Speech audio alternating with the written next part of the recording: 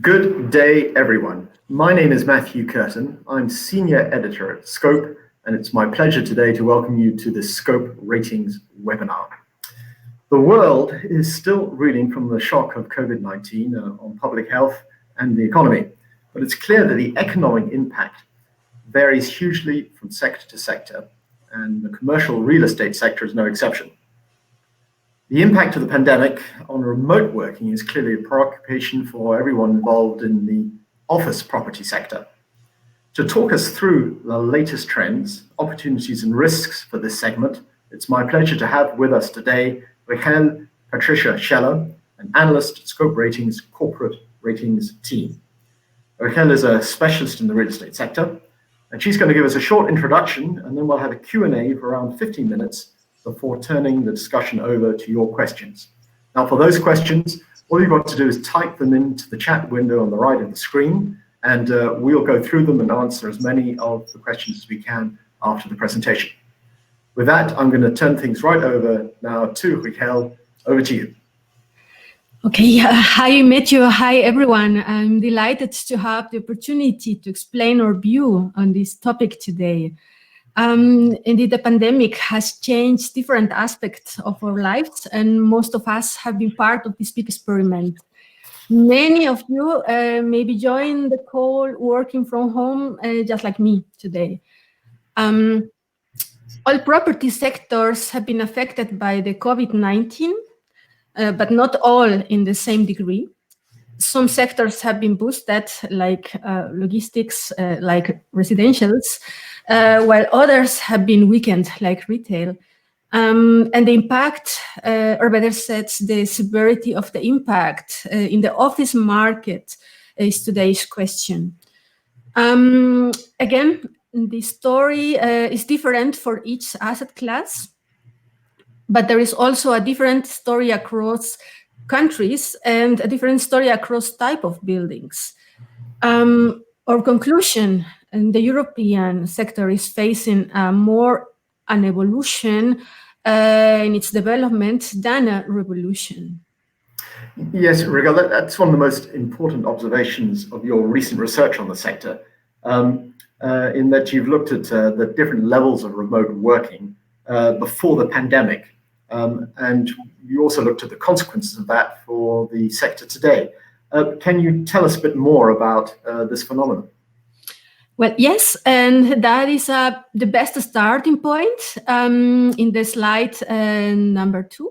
So as you can see on this slide, there has been an unequal spread of remote working across countries. The highest prevalence is in the Nordic region, reflecting the existing flexible culture, working culture, which has been around already for decades. This said, about 40% of employees in the Nordic countries had the possibility to occasionally work from home before the pandemic. In other parts of Europe, the percentage was much lower. In Southern Europe, in the CEE countries, it was less than 15%. Of course, we have to consider that different industrial profiles of the countries, of the European countries, part explain the different degrees of remote working. The size of a country knowledge intensive sector tends to determine the take-off of remote working. Good example is Sweden, a country with a well-developed information and communication technology sector, where more than 60% of employees had the option to work from home even before the pandemic. Now, as a result of the lockdown that we had last year, an overwhelming majority of European workers indeed ended up working remotely. And many have had to continue doing so on and off since then. This has kept our economies going, but raised the question regarding the future office demand. And here I am thinking of all the economic uncertainty, the need for physical distancing at work, the increasing importance of flexible working conditions, all creating empty office space. and even often for months at a time. Tenants and asset managers had postponed decisions for lettings, for new lettings, for possible expansions. Even development activity has been impacted as projects are postponed or shelved altogether. Yes, so the question I guess now is how these phenomena are going to affect the office property market. Do you think we are going to see empty central business districts and empty office towers in the future? Well, we could use, and we can use the global financial crisis as benchmark. The rent correction from 2008 to 2009 was around 11%.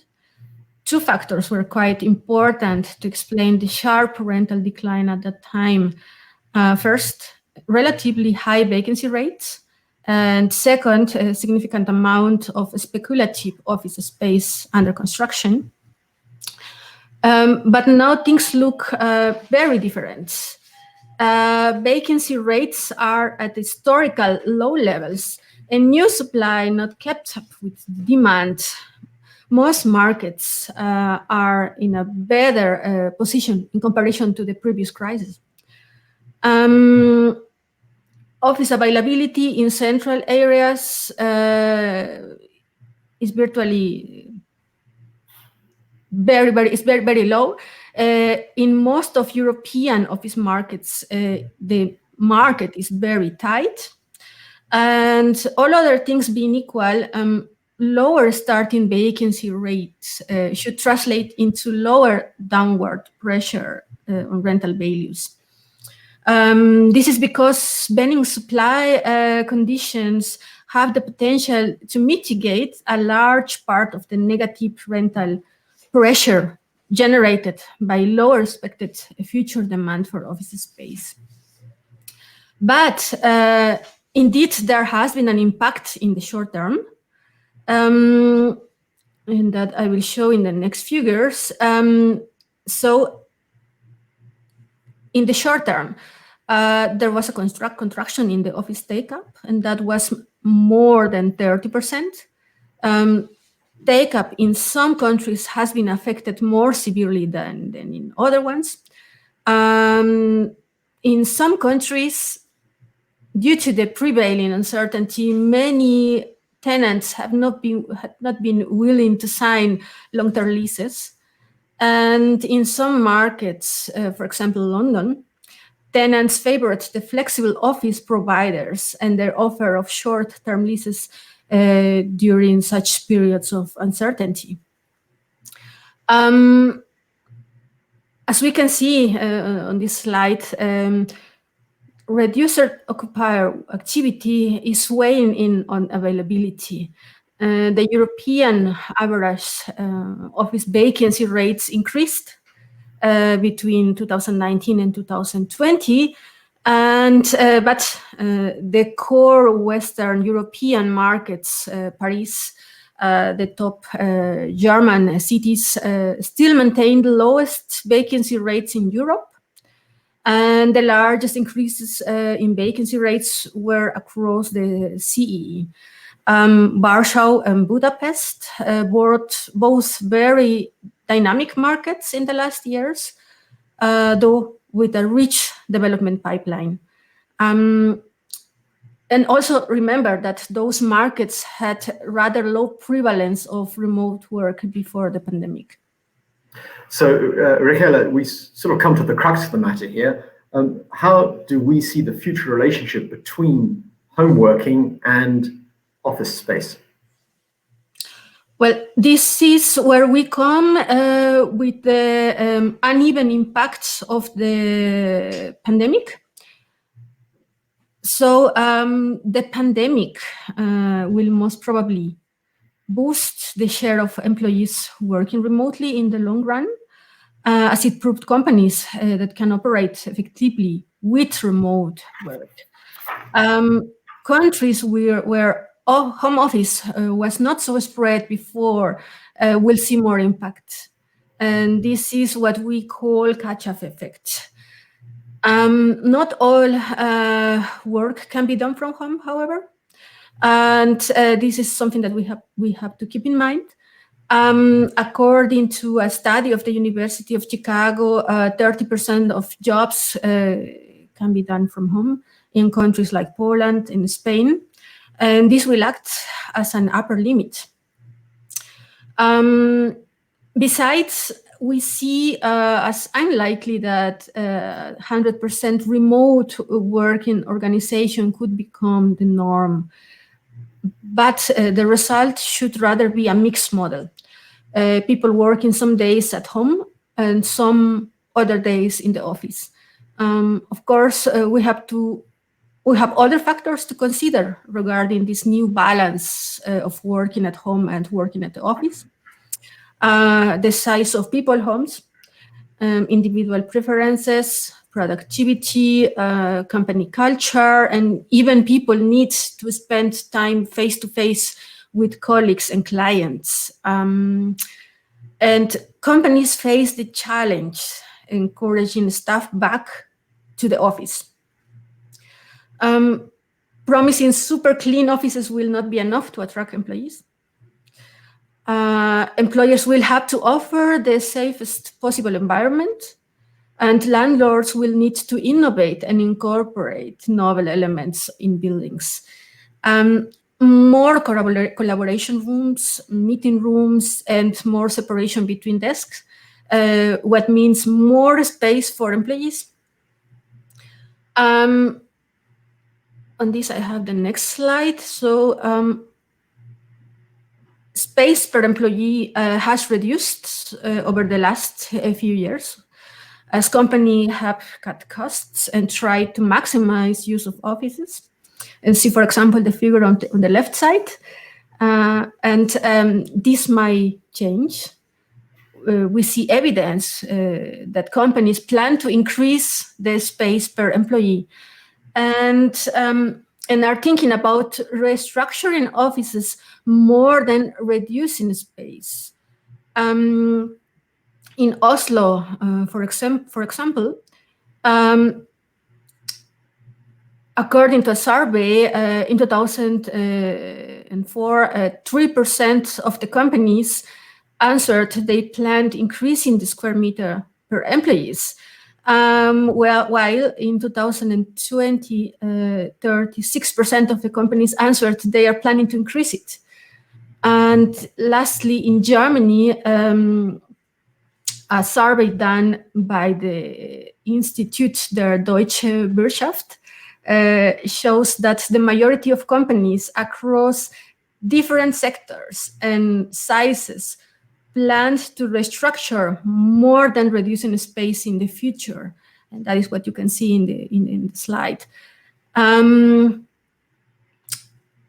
Lastly, we also think that companies will continue to need and use offices as an integral part of their branding. The office was and will be the core to the attraction and retention for talent for most companies.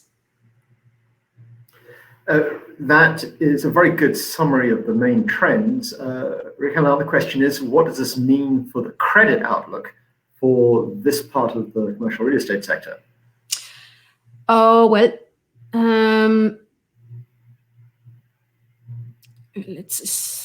now. Our credit outlook for companies exposed to the office property sector is stable overall, despite the pandemic-related uncertainty. The quality of the portfolio remains key, and as it will determine the flexibility to accommodate buildings to the expected shift in demand. Younger properties and properties developed with high-quality standards will likely be more attractive for tenants.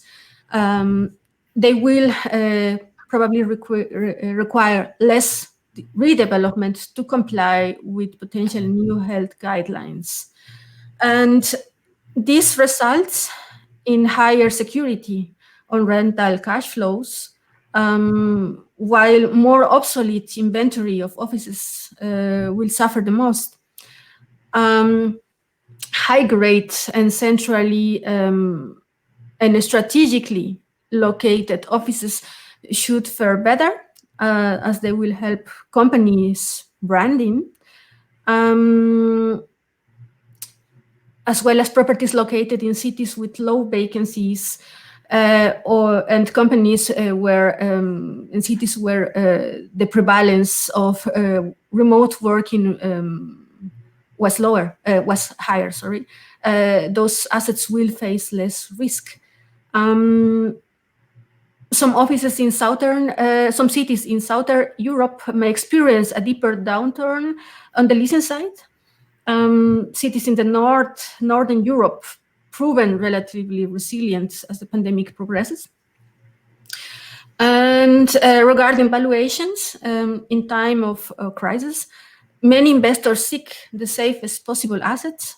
Their priority is to preserve capital rather than maximize returns. And in that line, with increasing focus on well-located core properties with long lease tenants, even governmental institutions there, we expect prices in this segment to remain stable.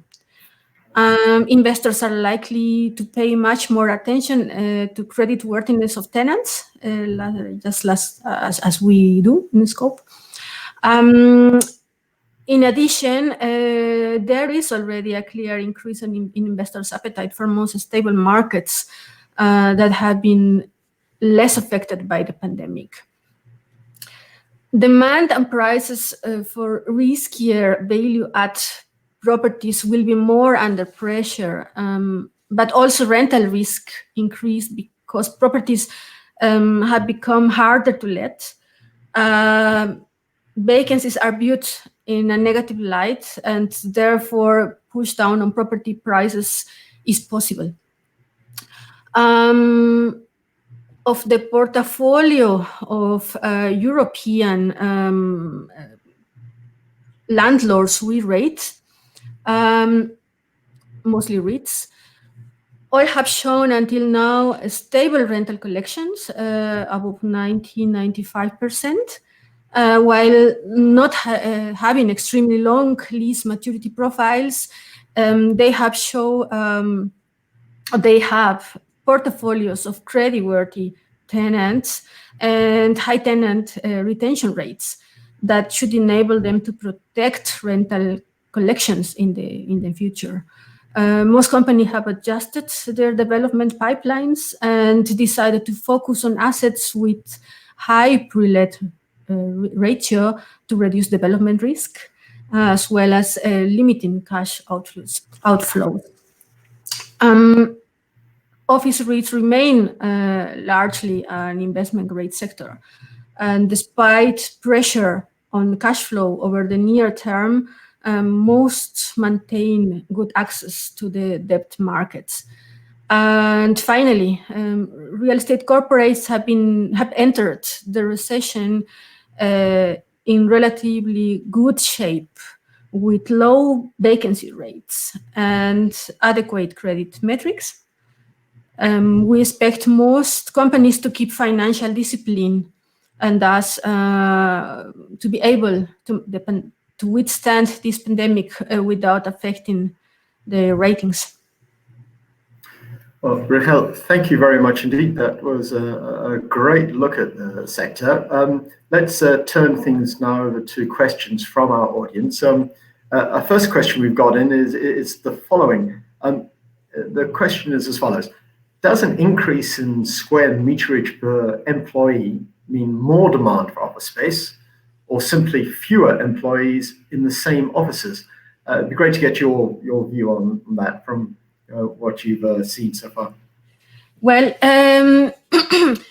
yes and no. It means fewer employees at the same time. So if we think in a hybrid model where some employees go some days to the office and work some days from home, it doesn't imply that you will have fewer employees in the company. So you will just have them in different moments. And we will all need, for example, now more meeting rooms where people can speak and discuss the days where they are in the office. We will need also more space for conference calls, because it's what we are doing now. We all are using technology more than traveling, so we will need adequate space for this new trend. Yes, indeed. Another question here, it was interesting because it's trying to tie together the relationship between the office property sector and the residential real estate sector. Do we think there might be a shift as offices are converted into homes or homes converted into offices? How might that play out for the sector? Okay, that is a very important point. Indeed, the sector, so the office sector has more possibilities, and it's relatively easier to be transformed into residential if that is needed. That is not something new. That is something that has been already observed. For example, if I think in Frankfurt, where historically the vacancy rates have been above other cities in Germany, those vacancies were in a very specific area in the south of Frankfurt, and those have been transformed in residentials, and that meant for the city to go from double-digit vacancies, 15%, 12%, to the currently 6%. So indeed, that is also a good possibility for office spaces in case they wouldn't have enough demand, or if the landlord sees, okay, this space might function and might work better as a residential space. Okay, well, next question we have here is on the subject of rent. So what are you seeing in terms of rental collections and rental levels? Well, companies until now have not really lots of let's say lower collections. They have been able to collect, and especially for REITs that we are covering, because they have tenants, creditworthy tenants that are using the spaces as headquarters, and tenants that like to stay there, they will continue paying the rent even if the employees are not going to the office, and that has been observed in 2020. That is speaking about the resilience of those assets. Is speaking about the demand for those companies, about the interest that those companies have to keep a brand and to keep a representative office. And about new lettings, the same companies mention, okay, we have seen that the rents are still strong, so the tenants are still willing to pay the rental level with minor, very minor decreases. The difference is, however, that the incentives are higher. So if, for example, in the market previously was necessary an incentive of 6 months, 3 months, now we have 6 month incentives. So that is making the difference about the headline rents and the effectively collected rent, and that is something that is most probably to stay in the market. Well, that's rents. I was in your presentation, you spoke in some detail about the vacancy rates going into the crisis and what happened since. Perhaps you could look a bit further forward. We've got a question here saying, well, what's the outlook for vacancy rates in these major metropoles in Europe? Well, and because we started already with a very, very low vacancy in some of the cities, more than expecting a very high increase, I expect rather Some increase, yes, that will be mitigated, however, because the supply is tight, because some of these spaces can be transformed, and because some projects can be also reconsidered. So I think the developers will be also more cautious to what they plan in the future. And let's say the markets were already in very high levels. There is a nice concept that is the natural vacancy rate in the market, and according to Savills, for example, they mentioned that is a 9% vacancy rate, and that means at that rate the rents are stable and they are not under pressure. The European market, most of the cities in the European market were below this rate. So even though the vacancy rate can increase a bit, I don't see that as a dramatic variable now. Interesting. On the subject of health and safety, you mentioned the importance of clean offices. Perhaps we've got a question here asking whether you could just go into a little more detail about what a healthy office might mean for the future. Well, there are different concepts that the companies are using now. So they want to offer safest condition to the employees. Healthy office is a new concept. The company is planning installing filters to recirculate air. There is no zero risk, but they want to allow people to feel comfortable coming back to the office. Some people even speak about smart office and using technology for cleaning. Ultraviolet, UVC in high traffic areas, air filters, more controlling in elevators. So the companies have to be creative in that sense. Very good. Well, I think we've got time for just a final question here, Rigel, and that's the following. Obviously, in the pandemic, we've seen government step in and offer a lot of support for business. Obviously, as the economies recover, we expect to see some of that government support withdrawn and eventually phased out completely. What impact do you see that having on rental income of commercial real estate companies? Okay, that is. I guess an associated question, sorry, quickly, is just said, do we see increased risk of bankruptcy related to it? That we will see, and that is part of this test that will come in the next months. What happens once the government is not helping anymore the companies, and that is indeed a risk, and that is why we come to say that the quality of the portfolio is making a lot of, and we'll explain a lot about the impact on the credit ratings of the companies. Of course, if some of the companies cannot continue paying the rent, that will impact. But if we think about high grade offices in CBDs, we have to think about what kind of tenants are sitting there. And those companies are not necessarily receiving the governmental help. This risk will be rather for, let's call it,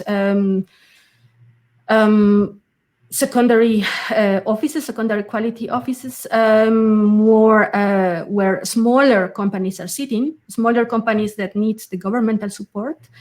And that's why we are making lots of emphasis about the quality of the portfolio and its key role on the credit rating, on the credit rating of the company. Well, Rigel, thank you very much indeed. I think that's a good note to bring things to a close. Thank you for your time. Thank you to all of those who've joined us on the call on this webinar today. A reminder that you can find all our latest research and details of upcoming events on our website, www.scoperatings.com. And so until next time, goodbye from all of us at Scope, and enjoy the rest of your day. Thank you.